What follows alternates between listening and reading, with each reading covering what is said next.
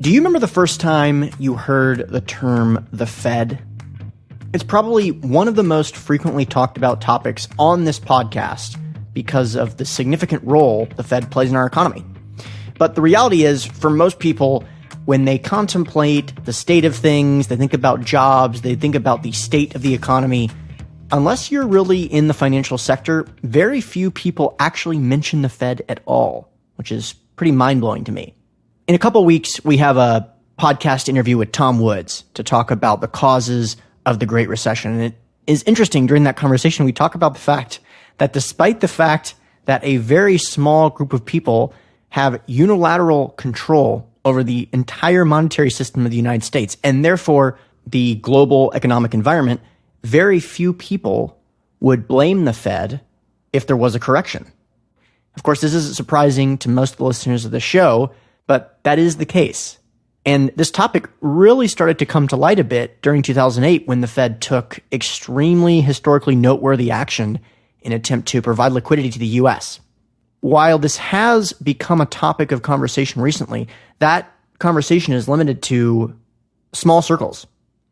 And in my opinion, looking at the background of the Fed is really important. There's no better person to talk about it than our guest today. So we're going to talk about the circumstances under which the Fed came to exist, the reasons that the Fed was justifying its own creation, and then what has happened since then. What are the incentive alignment structures, and how does that work in terms of the Fed? And is there any checks and balances on the Fed? We're going to talk about what the dollar is truly backed by. You've heard a lot of people discussing the concept of hyperinflation. Well, what's to stop that from happening? And why hasn't the Fed actually created hyperinflation, given the fact that it's taken some pretty aggressive policies over the last 10 years or so? Now, just a trigger warning, this is a real estate show, and I try to keep it focused on real estate-related matters as much as possible. Unfortunately, the Federal Reserve is an important part of that conversation. Now, this isn't a political show, and we don't really get into politics in this particular episode, but I'll say there are some potentially inflammatory statements that are made both by the guest and myself. Why? I'll tell you why. Because when the author of The Creature from Jekyll Island comes in your program, you got to let it fly a little bit. So hopefully you're sympathetic to that tone. Also, just a heads up, we are still taking reservations for the CFC mentorship program. I mentioned it before on the program. It's one of the coolest things that I've been able to work on. There's been more than 18 graduates of the program. These students are really gaining a lot of momentum in different parts of the real estate sector. So if you're starting down the path of becoming a real estate entrepreneur, or you're a full-time investor, or let's say you're a real estate agent and you want to be able to speak the language of your investor clients, this is an excellent way to supercharge your learning curve. So if you're interested in learning more, go to cfcmentorshipprogram.com and click apply now. All right, hope you enjoyed the episode. How's it going, everyone? Our guest for today is G. Edward Griffin, who is a writer, documentary film producer, and author of many successful books. But today we're going to talk about the details of his most famous work, The Creature from Jekyll Island. This is a book that really blew the lid off the background of the Fed, what it is, how this plays a role in the U.S. economy and the global capital markets. So first of all, before we even jump into these questions, I've got to say it's an absolute honor to have you on the program. You know, when it comes to some of the most influential books in terms of shaping the way that we view the world, I'm sure that this is one of the top 5, top 10 on a lot of listeners of this show, because so many of our conversations, unfortunately, have to do with movements of the Federal Reserve. And even people that are really interested in these topics, many of them haven't taken the time to really understand what is the Federal Reserve, why is it so confusing, why is it so uncertain as far as who owns the Federal Reserve, and why are so few people even asking those questions. So, number one, it's an honor to have you on, and thanks again. Well, I appreciate that. I share your enthusiasm for the importance of the topic. And of course, I didn't always feel that way, even when I started to work on it years ago. It's something that's so huge. I never dreamed that it was as important, as complex, and well, just important, I guess, is really the word. I just thought when I started on this project, which was many, many moons ago, I was just going to do a little documentary film on what is inflation. And I had no idea what I was getting into. But even today, after all these years, I've become awed by some new perspective of, oh my gosh, why this is even affecting my life in that way also, isn't it? So it's one of those topics. Yeah, it's perhaps the most important one in our lives, because everything we do, and almost everything we do anyway, in interaction with other people involves some kinds of an exchange of value. It may not be a monetary exchange, but somewhere down the line, it ripples out and may be expressed as a monetary exchange. And to think that there are people in the middle of every transaction that we do in our whole lives, people in the middle who are using that favored position because we have to use their money system, and they're raking off a little piece of that transaction. Everything we do in our whole lives, not only just raking it off and making insane unearned profits, I would say, in most cases, not in all cases, some cases they're really earned, but mostly they're unearned, and they're high, they're way, way too high for even the ones they are earned. And not only that, but they have control over our lives and our decisions, our values, our political choices, our culture. So deep is the rabbit hole that you just don't think about those things when you just think about the money in your pocket. Oh man, this is going to be such a fun interview. You've already touched on so many things that I think are so critical. You mentioned the fact that even if there was an exchange, the underlying thesis to a certain degree is the monetary exchange. So I guess an example would be if someone said, if you could have any car in the world, what would you have? What would you like to have? Well, I may like an Audi R8, but I'd probably prefer to just wake up one day and have a Phantom to an Audi R8. Why? Because the underlying monetary exchange is so much more value for the Phantom. But one of the things that you touched on just then is that there are profits that are made. It's uncertain as to who is making money because they're doing the right thing, who is making money because of voluntary exchange, and who is making money entirely because of central banks. And, real estate, I would argue, has been one of the great benefactors of a lot of this unique monetary policy. But it's not because it doesn't necessarily mean that all the people that are in real estate are thugs. It just means that the system is set up in a certain way, and this is how we're acting based on the way the system is set up. So it's just anytime you have a massive central planning committee dictating a big part of the economy, the truth is you just don't know. You just don't know because it's so massive whether or not things are being made justly or unjustly. So, and then also inflation, really quickly, seems to be the case, and I want to throw it back to you in a moment as far as what interested you about this topic, but I have always found it interesting that we just go to accept that in 10 years, the same dollars that we have in our pocket now will lose value, despite the fact that we have deflationary pressure from things like efficiency and technology. So what was it originally about inflation that interested you? And then how did that lead you to the route of discovering what the Federal Reserve was to a certain degree? Well, my initial interest was simply the fact that I was a young guy and I was launching into my own business. I abandoned the corporate world. I got off of the corporate ladder, which, by the way, I was very fond of the corporate ladder when I was on it. I was doing well. I was climbing pretty fast for a young guy. Like everybody else, I was looking to make a lot of money and have all the material things in life and have a nice family and enjoy things. And I had no idea about these bigger things that affect my life, sort of like the Matrix. We live in it, but we don't understand it. So I was just interested in making a business successful. I decided to go into the production of documentary films on a very low budget because that's all I could afford. And I said, inflation will be a good one. And so it was no great motive to change the world or anything like that. And I really had no idea what the Federal Reserve was. But I just had a feeling that somehow the common idea of what inflation was must be wrong.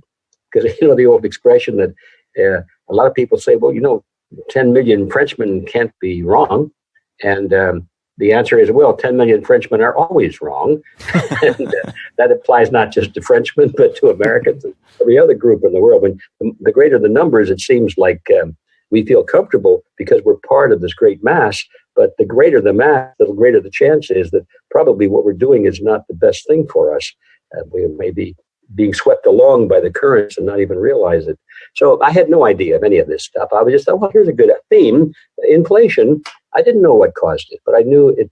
The idea that everybody was pointing the finger at someone else. Must be wrong.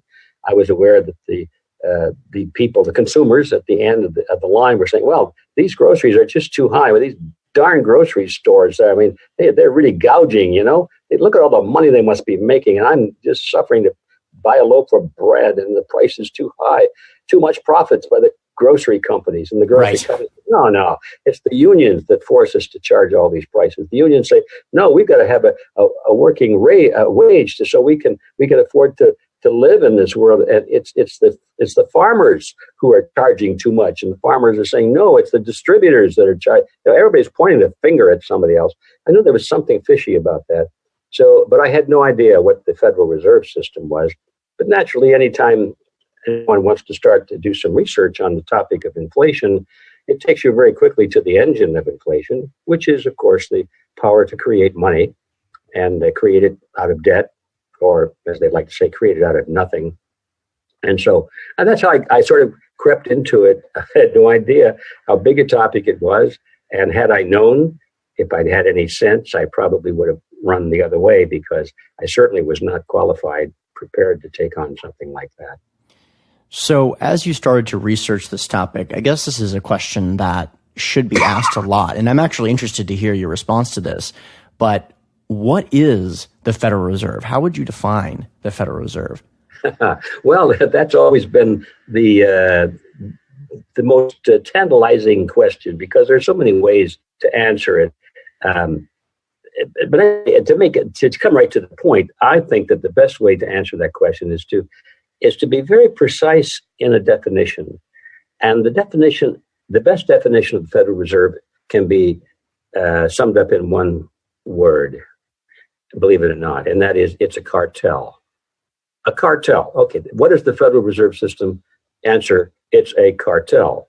Now, continue with that. It's a cartel that's no different than any other cartel, the same as a banana cartel, an oil cartel, whatever, a sugar cartel, except it happens to be a banking cartel.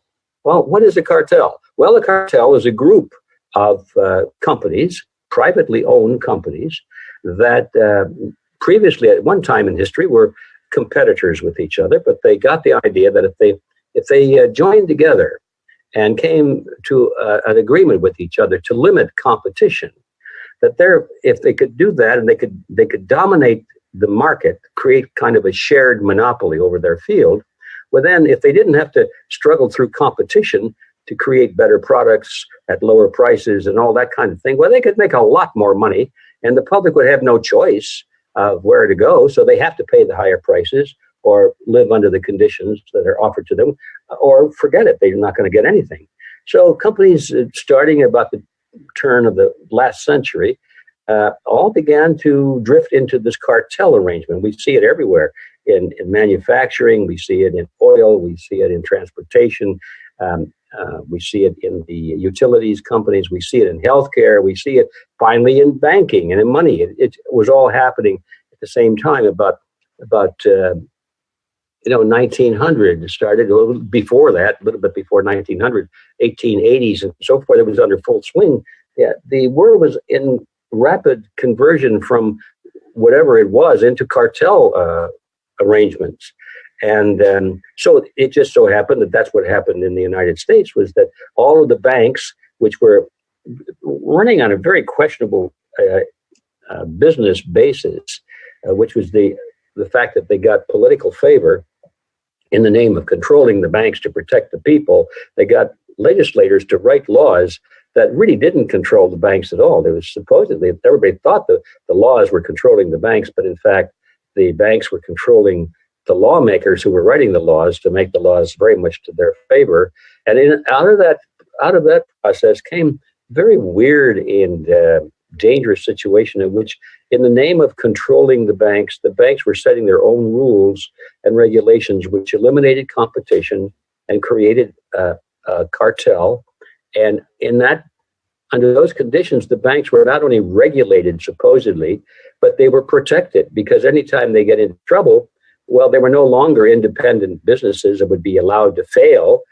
So, well, it's too bad. You made a bad decision. You didn't have good customer relations. You made bad investments or whatever. You have to go out of business now and let somebody else come in and take your place. None of that happened anymore under the cartel arrangement with legal protection from the government. Now, if they got into trouble, they could say, well, no, look, you're regulating us, so now you, government, are responsible for us. I mean, we're following your regulations, which wasn't really government's regulation, it was the banks anyway. But on the surface, it looked like we were following the law to control us, and now we're having trouble, and we need to be bailed out. So where's the money? And so that's the kind of thing that was developing way back at 1900s. So the short answer is that the Federal Reserve is a banking cartel, and it was created in the name of controlling the big bad banks. But actually, it was a process by which the major banks in the United States got together and got Congress to agree that the banks themselves would self-regulate and write their own rules and their own regulations. And that is where all the mischief began.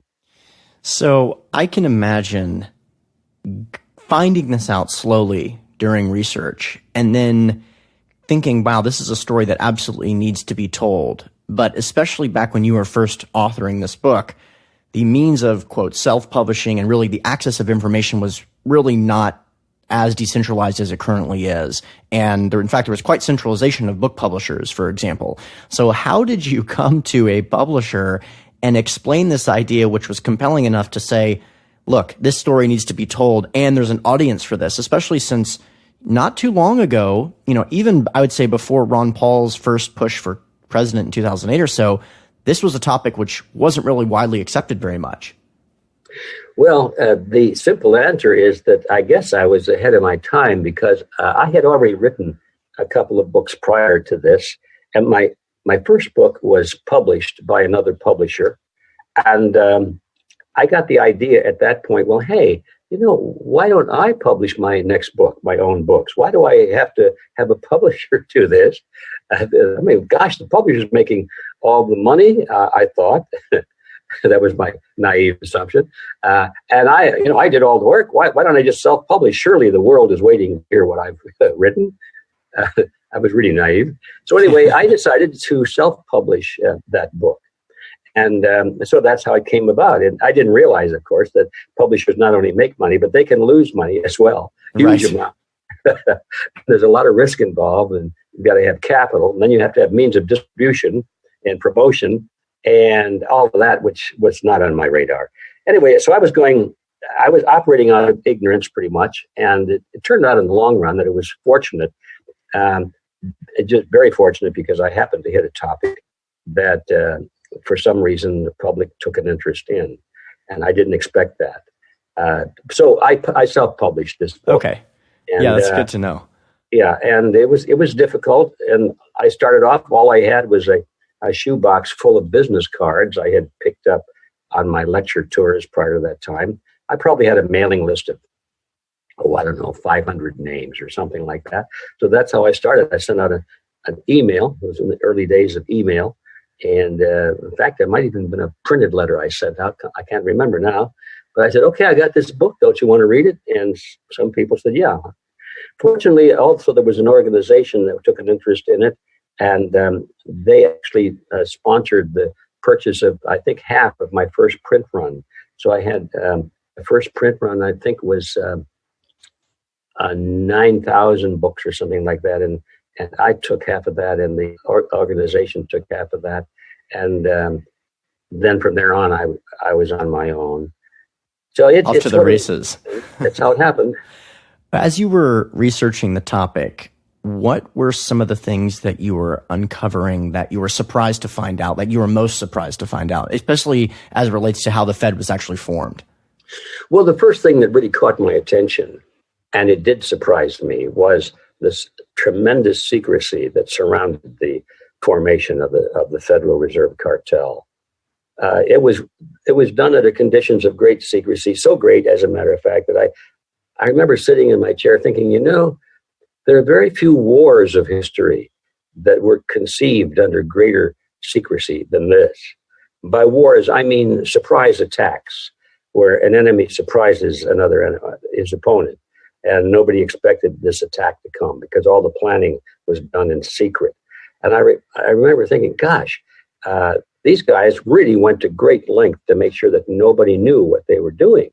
And of course, that's the reason for the title of the book, The Creature from Jekyll Island, is because Jekyll Island is a real island off the coast of Georgia. And it was on that island, not in Washington, D.C., but on this island, privately owned, off the straits of Georgia, New Brunswick, Georgia, in the middle of the straits there, that these men, the six of these the most powerful and wealthiest men in the world, all representing the banking industry, went under conditions of great secrecy and created the Federal Reserve. And they told everybody, well, first of all, they denied that they went. And secondly, said, well, we went, but we went duck hunting and, all of these things. It's a tremendous story. And I devoted the first chapter of my book to that story because I thought this is really intriguing.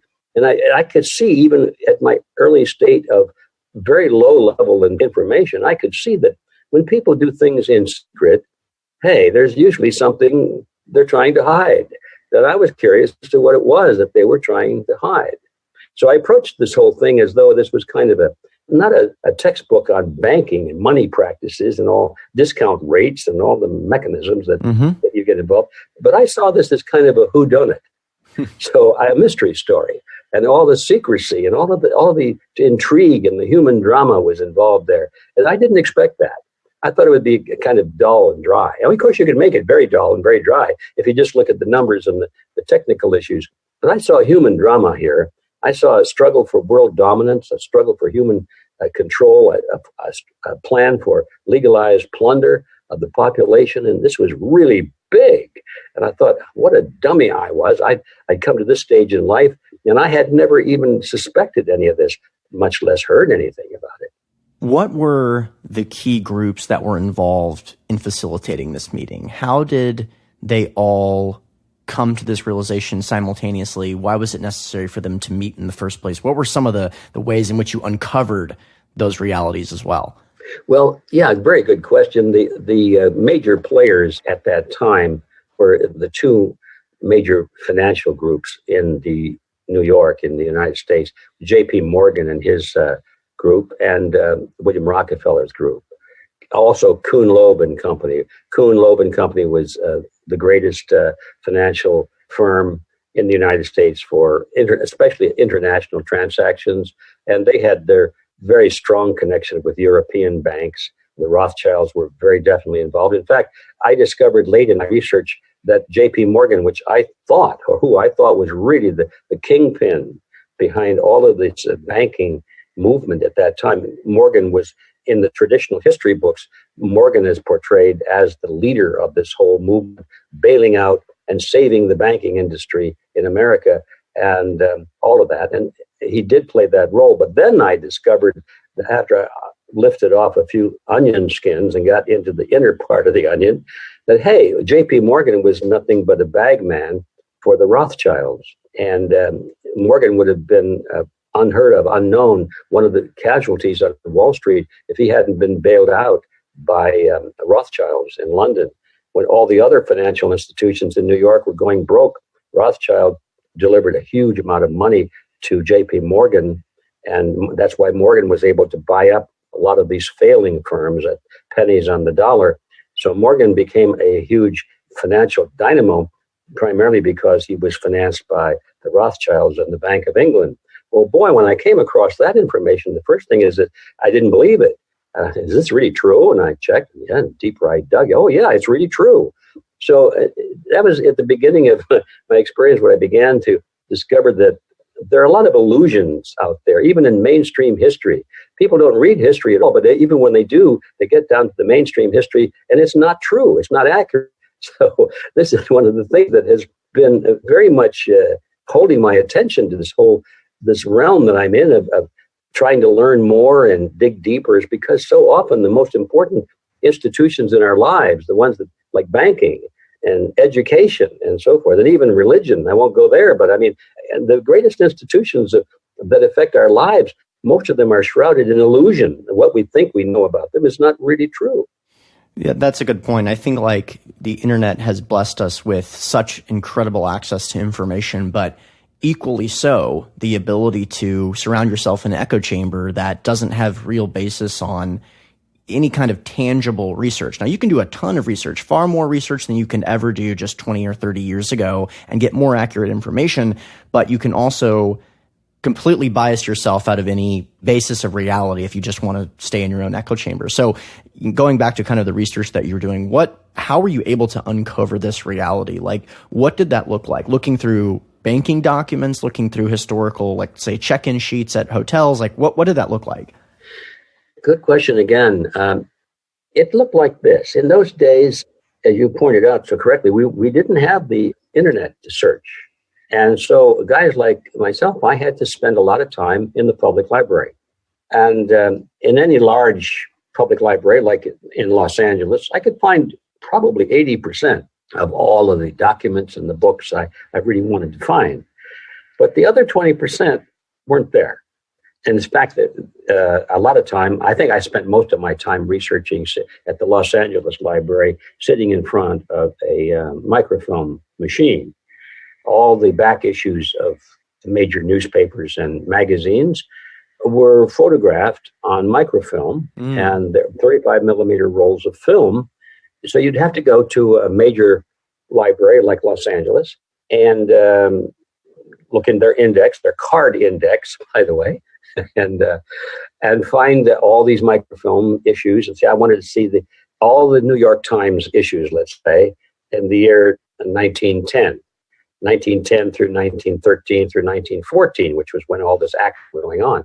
So they got them all. So I was able to read all of the New York Times and Time Magazine and Life Magazine and whatever it looked like the leads took me for all of those years. And so you sit for a long time, long hours at a stretch, cranking the crank on the machine, running the film through a projector, which throws the image on a big screen in front of you.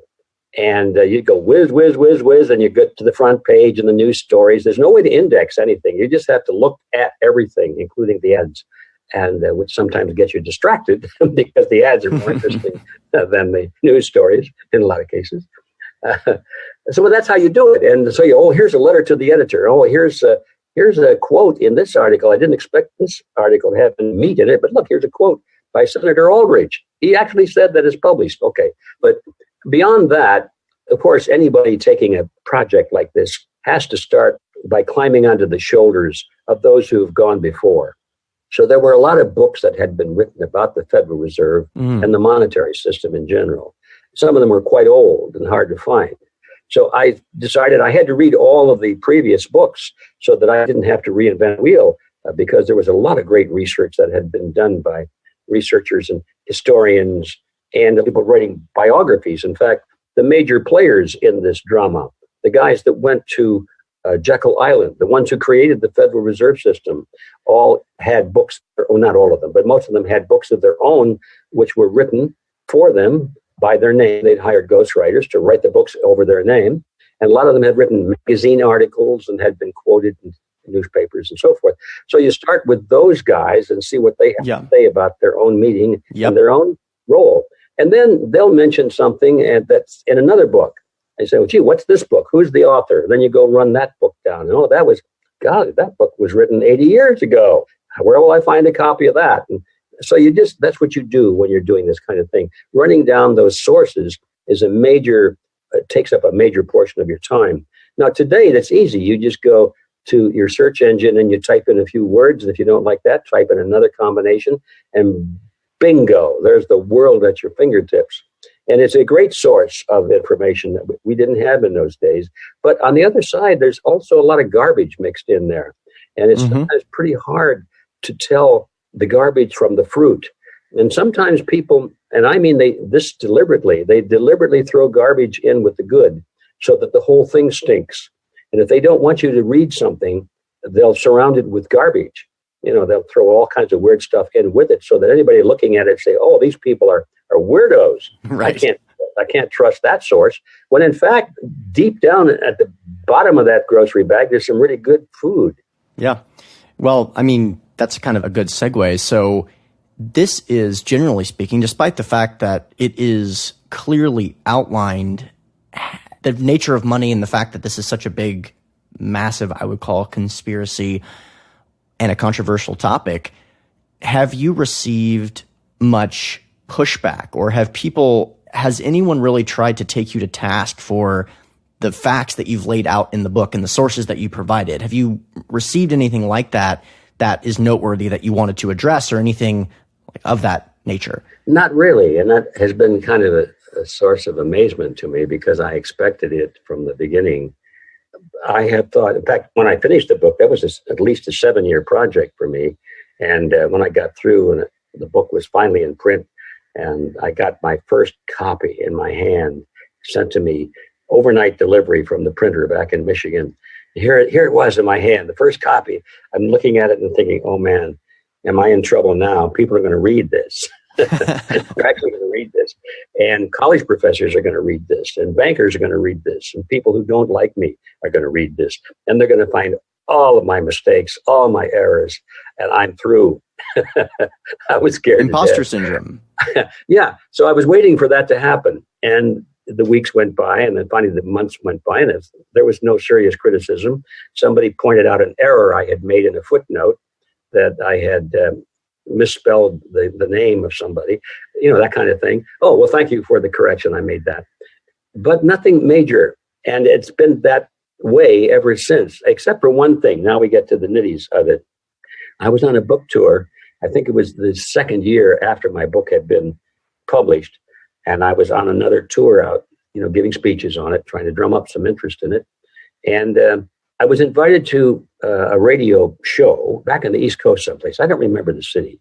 It doesn't make any difference. It was a small station in a local eastern town. So naturally I went. Here's the chance to talk about my book. Well, when I got there, I realized that it was not just an interview, but it was set up like a debate.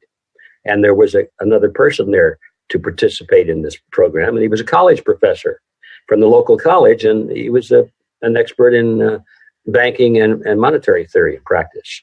And he was going to take the other side of this debate. I thought, well, here it comes. This is the end of my career. They're going to make a fool of me. So I thought, okay, now here we go. So the program started, and the host said, well, Mr. Griffin, would you like to start and just explain briefly what you found and what your book is about? Okay, so I launched into it. I think I had maybe 3 or 4 minutes to summarize it. And I made a pretty scathing summary. The fact that the Federal Reserve System was a cartel. It didn't serve the best interests of the people of America, or any people except the members of the cartel. That it was a method of legalized plunder that had led to financing wars that wouldn't be fought aggressively unless the money could be created out of nothing. It ruined the economy. It stole from the poor. I went through my whole list, of what the Federal Reserve does and why it should be abolished. And so then I was through, and the host turned to the professor and said, well, Professor Jones, or whatever his name was, what is your response to that? And there was a long silence. What seemed long to me, anyway, probably a second or two. And he said, well, what he says is true, but we're living well, aren't we? Well, I couldn't believe it. That was the answer from academia. Because they really, now I know after all this time, I have great confidence that fortunately my work was solid. I hadn't missed anything. I hadn't made a fool of myself. I really got it right. And people from inside the banking industry have confirmed that over and over again, even those who disagree with my interpretation of some of the facts, like this professor. He had to agree that I got it right. So the strongest criticism I have ever had is from people who want to nitpick at my historical data. They'll say, well, it wasn't 1842, and it wasn't William Smith. It was 1847, and it was John Brown or something. But, they want to nitpick at things. And actually, in most cases, by far most cases, it turns out that they are wrong and I am correct. I have no pride in being correct, except I want to be correct. So I welcome, if anybody can find any errors, I welcome that, because I want to fix the document and the narrative so it is entirely 100% correct. But the point is that there has been no serious, substantial criticism of my thesis. And I find that amazing. And I think that's the reason that I have not come under a great attack, is because there's really not much to attack, except maybe to try to make me look like a maniac or an idiot. They may try and, the world in which we live today, the best tool that the opposition has is to call everybody a racist or a Nazi or, whatever it is. Right. Not an argument. I think what we're living well, I think we're living well is a perfect statement in terms of the lack of argument for something like that. We're living well is like, tell that to Yemen. Yeah. Tell that to Libya and Somalia and Iraq and Afghanistan and go. Yeah. Or how about even in the U.S.? The we're living well, he's talking about his group of people who live off of government grants in the educational institutions and people in the banking industry and people in corporations who benefit from some of these policies. Yeah, there are a lot of people at the upper class who live very well because of this. But the average Joe is struggling for a living and his purchasing power goes down by the day, by the hour.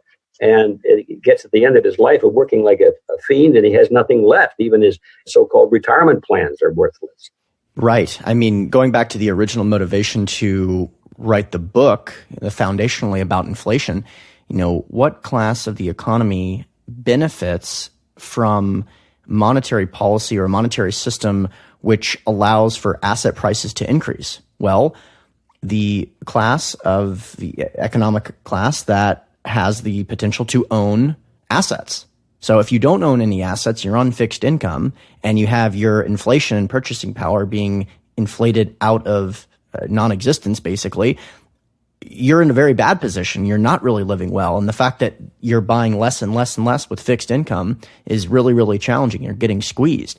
It's really a question of what do you think would make for a more catastrophic boom-bust cycle? Would it be a magic system in which you could just create dollars out of thin air, or a system in which dollars were foundationally tied to something and therefore government agencies or people did not have the power to just create them? And, it's a monopolistic monetary policy in the sense that if you compete with the dollar to any significant degree, you're basically going out against the U.S. military. I mean, going back to the point about Libya, for those of you that think that the government dollar isn't backed by something, I'm sympathetic to why you would say that, but tell that to, Libya, right? So just wanted to mention that. It's backed by the most powerful military force in the history of the world. And I'm not saying that because it's something I'm really super excited about. It's just the reality of the situation. So, glad we got to touch on both of that. But it's interesting because I wanted to talk to you also about the gold standard and cryptocurrencies. So given, you mentioned that you think we'd be much better off without a Federal Reserve. What are your thoughts on the gold standard and what are your thoughts on the potential for cryptocurrencies in terms of how they fit into this conversation? Well, yeah, now we're heading all the way down to the end of the line and we begin to think in terms of what is a better way? What can we do about it? Do we want to just sit here and complain about it while they take everything we've produced and put us in this bondage? Because the other side of this monetary issue is not just who gets what and how much they pay for it, but how much control over our lives is a result of that process. And those who are focusing totally on the value of the dollar and the means of acquiring assets and becoming wealthy and independent in that sense, if they overlook the fact that their personal liberties are being eroded at the same time, they're missing the whole picture. And they can wind up very, very wealthy, but being in a concentration camp and their wealth is turned over to the state. So, it gets pretty grim when you look at the big picture because there's a lot going on other than just money. It's also control, and not just physical control, but mind control, because now we're getting into areas where the educational system is dominated and certain ideas are hammered into the kids, young kids, then they come up screaming and yelling and say, personal property is evil. We got to get rid of personal property. People shouldn't allow to own personal property. Property should be owned by the state on behalf of the people. And if you don't like that, then you're greedy capitalists and all this stuff. There are a lot of currents out there. And you have to once in a while step back and look at that big picture and realize that, wow, you better be aware of all of these things going on, because if you just focus on one aspect of it, you may succeed, but lose on the other 9 points, and in which case you lose the war anyway. So back to your question, which I've almost forgotten, is what is the best way to avoid all this? What about currencies backed by gold or silver, gold systems? And what about cryptocurrencies? Okay, let's focus on that. And my conclusion after surveying all of this, and now for quite a few years, is that there's only one way for a person's wealth. By that I mean there's what they've managed to save as surplus over what they need to survive. I say whatever you have more than what you need to survive, is wealth. That's my kind of short definition for it. And hopefully everybody has a little bit of wealth. Otherwise, they're just living completely on the edge of survival. Unfortunately, there are a lot of people like that. But in the United States, still, I would say most people are not quite like that, although it's getting perilously close. But the question now is, well, for those who do have some surplus and some wealth, how do we protect that? And the answer is you have a monetary system that doesn't lose its measurement value. Money is supposed to be a measure of value. It's a means of exchange, of course, but it should be a measure of the exchange. Like, a yardstick is supposed to be a measure of what is the distance of 3 feet. Oh, there it is. Look, there it is. That's the measure. It doesn't change over time. A yardstick is still this long. It goes from here to there. Put a nail in the ground or a stake in the ground, and that's the distance. 10 years from now, it should be the same distance. 100 years from now, it should be the same distance. And that's the kind of attitude that should be held when you're looking at money. Money is this value here, and how do you measure value? You can't put a stake in the ground. So with money, you measure it in terms of an asset that people want and universally agree that it's beneficial and desirable. And so there you're coming now to what backs money. Historically, it's always been gold and silver. It doesn't have to be that, but where people are left free to choose whatever they want through trial and error over long periods of time, just about every society in the world over time has chosen in free will, in the free market, they've voluntarily chosen to use silver or gold because it has so many valuable characteristics and it serves the purpose so well. It's not that some government agency decreed that they have to use gold or silver. It's just that people chose to use it because, hey, it works for them. And I think that's the solution. Not only do I believe that a monetary system should be backed by gold or silver or something else that's of universally recognized value for things other than as money. And I think that's one of the valuable things we got to keep in mind is that it can't be just used for money. It has to have other value as well, because that's one of the things that makes it good for being used as money. But not only that, if you hold the point of view that I do, that we should not force people to accept money, because now you're giving somebody monopolistic power, even if it's us. So we say, well, we know what's right. Give us the monopolistic power, and we'll force people to use gold or silver because it's best for them. Well, no, that's contrary to our ideological foundation. We want to give people freedom of choice. So I come to that. I believe that gold or silver is the best backing for money. But beyond that, I believe that people should be free to choose whatever they want to as money. And if that is a condition of our society, then I am positive that over time, they will choose gold or silver, not because they were forced to, but because they will know that that's the most satisfactory medium of exchange there is.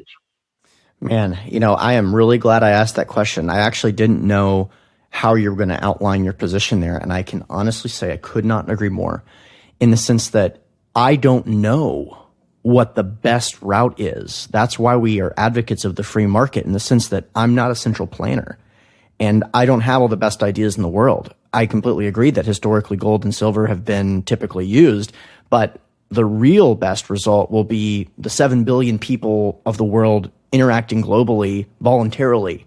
And that way we'll have, a semblance of that has been through the cryptocurrency world. It's obviously a really interesting space, but more than anything, it's just a matter of getting out of Operation Stone Age when it comes to the monetary system and allowing the free market to do its job. Yeah. So I think that's a really, really compelling answer. So there's a couple more things I wanted to get to before we jump off. And I know. Well, if I may just add one little absolutely to that. The thing about cryptocurrencies is that when all is said and done about it, and there are a lot of good things about cryptocurrencies, but there are some bad things as well. And the baddest thing, if I may coin that phrase, is the fact that the advocates of cryptocurrency now are not just those who are trying to escape government monopolies and banking control, but they are the government monopolies and the bankers themselves who are now seeking to establish a cryptocurrency or a system of cryptocurrencies that they control. Now we have a different animal. And not only that, they're seeking to make it the only currency that you can use. They're seeking to get rid of all other forms of currency. So now we have this very element we're talking about, is the lack of choice. the lack of freedom of choice. And whenever any institution has a monopoly power over the issuance of the money that you must use, you're in really bad trouble. Yeah, I couldn't agree more. So I feel like you understood was potentially at stake if this system wasn't changed or stopped. But did you foresee what took place in 2008 and then what took place globally in the aftermath of 2008 in terms of central banks? Well, actually, I did pretty much, and I surprised myself because the last chapter of my book was a look into the future and sort of a whimsical look at two scenarios. One was a positive scenario and one was a negative scenario. And the negative scenario, I thought, okay, how might this unfold? And so I just began to write a chapter based upon facts, but which was fiction. Like at 3:00 in the morning and the phone went off and the alarms went off and there was a run on the bank in Kansas or something like that. I was putting together a story to make it sound interesting, just to dramatize the basis of reality that we were living in. And it turns out that almost all of that actually happened in 2008. Yeah, it's pretty remarkable. And I think that once that Pandora's box has been opened back then, it really is just a one-way street. I don't see this being corrected. I think that to a certain degree, yes, the U.S. Federal Reserve is removing money from circulation, et cetera, but it's to a very, very small degree. And globally, I think there's about $10 trillion was created over a very short amount of time, which continues to be created by things like the European countries and the Bank of Japan, for example. And I just don't see that being changed. So what do you see now? I mean, now that Pandora's box has been opened, how do you anticipate this playing out on a global scale? Well, it does not look good. It's very grim, because if it continues in the direction it's going with no changes, we're through. We're going to end up at the end of this road in a totalitarian system where money will be completely different. It'll be like living. Let's just imagine that you're in the military, and the whole world is military. There's no market out there. You're employed by the military, and you owe your body and your soul to the commander. If you're a good boy and girl, you do exactly as you're told. You get rank, and you live pretty well. You get your food, your medical care, entertainment, everything. You get even some vacations. And if you are very good and follow orders very well, you climb up the ladder and you get to be a general or an admiral. And you live very well, and everybody wants to climb that ladder. But you step out of line and you're in the brig, or you go to the firing squad. That's where we're headed.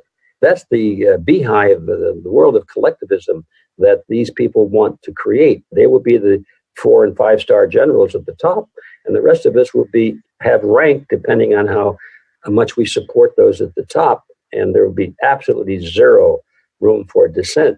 Under those conditions, money doesn't play much of a role, because it's allocated to you in terms of points or coupons or credits or chips in your wrist or in your credit card or something, and those points, units, whatever they're called, will be given to you on the basis of how much you support the system.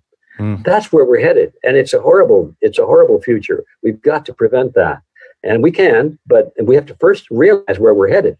Yeah, agreed. That Orwellian type of situation is pretty grim. Okay, so just transferring, get away from that, because I do want to talk about kind of the future. So, are there any other topics that you're really interested in right now that you think another book could be in the works? Is there anything that you're working on that listeners might be interested in? Oh, yes. I'm glad you asked it. In a way, I'm sorry you asked, because the glad part is, I'm working on something that will deal with exactly what we were talking about a moment ago, solutions. What is this better world? We have to have a vision. And there are lots of utopian novels that have been written by collectivists, all the communists and Nazis and the socialists and the collectivist dreamers of the past have written great novels about how wonderful it would be if we just change mankind so that he just lives in perfect harmony and there's no competitive urge and nobody has anything more than anybody else and there are no wars and all these things that they throw in, and it sounds so good, but nobody's ever written the utopian novel or maybe just a scenario of what it would be like to live in a completely free society. America was well on its road to that. It started off pretty well, but almost from the very beginning, there were predators who wanted to get into the system and convert it back to the royalty of the previous age, which they've just about done and gone beyond that now. So I've been working on a book which more or less is not a novel in the sense that it's a story with a love affair or anything like that, but it's kind of an analysis what life really could be like if we lived to a set of rules that allowed men to be free in every sense, except to the extent where their lives, liberty, and property are threatened. In other words, what would the world look like if we agreed that the only basis for using physical force and coercion against our fellow human beings, the only basis for that would be in the defense of life, liberty, and property, and nothing more? Had to be negative, had to be defensive, not aggressive, not to make people do anything, but to prevent them only from killing you or taking your liberty or your property. That's all. If we limited the state's power to that, what would life be like? I'm working on that, and I can hardly wait to finish it. Now, the bad news is I've been working on it for a long, long time. And in fact, I started it the day after 9/11. Wow. Like a lot of people started writing things on 9/11. Sure. Yeah. But I've been diddling with it, and hopefully I'll get it done soon. And I think out of that will come, I hope, a lot of discussions and eventually some solid action where we can really build a better world. Wow, that's really fascinating. I have to mention 2 books. If while we're waiting for those 2, if people are listening and are interested in that very topic, both 2 came to mind when you were outlining that. Chaos Theory by Robert Murphy and The Moon is a Harsh Mistress. I think you'll be fascinated and then really increase the excitement. And once his book comes out, we'll obviously be able to link to that and keep you guys posted on that. That's awesome. I can't wait to hear it. I'm sure that a lot of your fans of your previous book will be really interested in that topic as well. So, all right, before we jump off, is there anything else that you wanted to touch on before we jump off? I want to definitely give you an opportunity to let the listeners know, but any final closing thoughts? Well, yes, I would be remiss if I didn't mention the upcoming Red Pill Expo, which will be held in June 7 through 9 in Hartford, Connecticut. And I don't have to tell your audience what the red pill is all about. When people say, take the red pill, they understand. It means, snap out of the illusion, break free of the matrix, and, be a real human being and live in reality for a change. Well, there's so many things that we've touched on here in our discussion even. There's so many aspects of life that are shrouded in illusion. We better see what the reality is underneath it. If we want to find our optimum point of liberty and fulfillment and, well, I guess that's it, liberty and fulfillment in life, Most of us go through life and we're thinking, why are we here? Are we here to serve masters? Are we here just to get rich and feed our senses and have material pleasures? Or do we have another reason to be here? And usually you get that feeling that, if you've done something constructive, that's something you were really meant to do during the day, and you go to bed and you think back on it, you think, I did that today. You go to bed, you go to sleep with a smile on your face. But if you're out there just grudging around trying to earn money or control people or whatever people do for a pastime, maybe they went to a sports event, or maybe they traveled to a distant city, or maybe, I don't know what people do, but they go to bed and think, gosh, well, I just wasted my life this week or this today. If people get this uneasy feeling, well, when you have a life of fulfillment, you do things that make you feel good.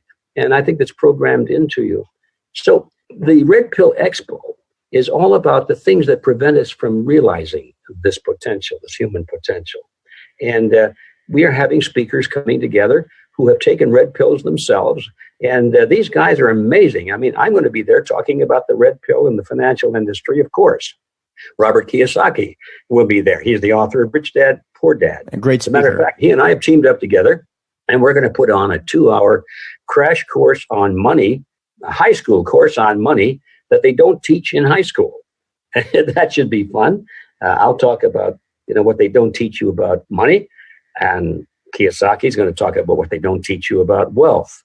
And that should be a dynamic combination, I hope.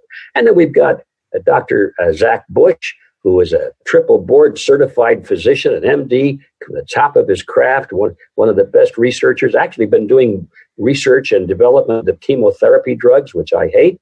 But he saw the light. He broke away from all of that. He said, look, I was spending most of my life doing things that are destructive. What I learned in medical school was just the opposite of what we need to cure diseases and extend longevity. So he'll be talking about a huge red pill in the healthcare field and so forth. We have people like that. Everybody's taken a red pill of their own, and they're there to talk about it. So that's the Red Pill Expo, and I hope that people can make it. They'll come and take a look at, first of all, the website, which is redpillexpo.net, and see who all the speakers are and all of that. But I'll close just by saying that obviously most people can't make the trip to Hartford, Connecticut and spend 3 days at the Red Pill Expo, but they can watch the event on their computer screens and their TV screens at home. So there's a replay of it. You can go online and watch it afterwards simply by becoming a student at Red Pill University. Just for 1 month is all it takes. If you don't like to be a student for longer than that, you can drop out. But for $25, I think is all the price is. You can see all of the Red Pill Expo that's going to be there in Hartford, Connecticut, right in the comfort of your own home. But all of that's to be explained on the website, which is redpillexpo.net. And it's a great event. I hope to see you there. Awesome. So we'll go ahead and link to that in the show notes page. I really can't thank you enough for coming on, and definitely don't hesitate to reach out to me when that new book is launched, or if another topic comes up, don't hesitate. We'd love to have you on in the future. All right. Well, thank you. I'll do that. All right, listeners, thanks for checking out the episode. As always, the contact information for our guest will be available in the show notes page, which is hosted on SoundCloud, iTunes, and Stitcher. Don't forget, if you want access to some of the free goodies that I'm talking about at the beginning of these episodes, like free ebooks, weekly investor emails, and articles about some of the most important investment-related topics, make sure that you have created an account with CFC, because this stuff is automatically available. You can do this by going to cashflowconnections.com and signing up as an accredited investor. Of course, if you have any questions, feel free to email me at hunterthompson@cashflowconnections.com. Thanks again.